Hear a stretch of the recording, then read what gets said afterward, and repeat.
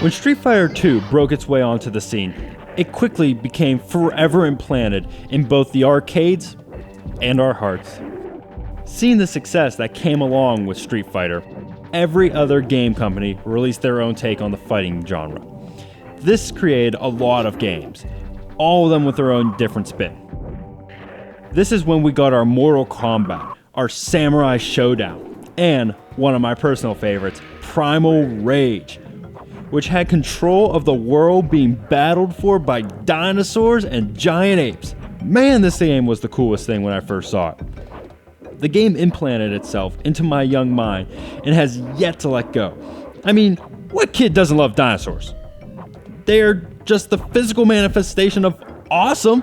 No one can watch this game where dinosaurs fight each other to the death and not think, this is pretty cool.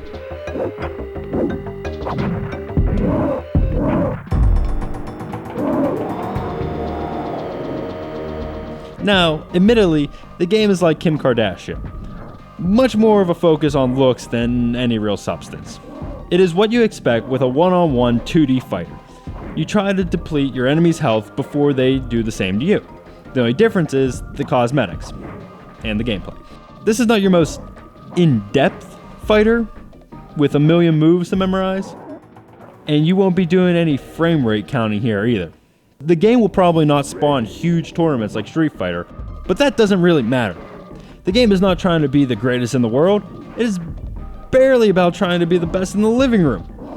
This is one of those games where even if you lose 20 times in a row, you're still in for one more round.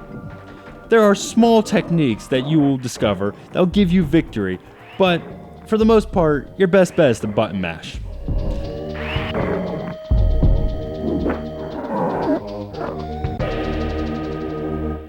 The game shouldn't be taken too serious because the game doesn't take itself too serious.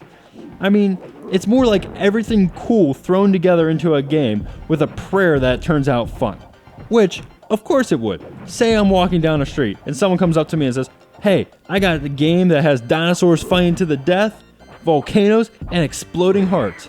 And I'm going to respond with, why are we standing here on the street talking about it and not playing this game right now? I mean, seriously, you can uppercut dinosaurs.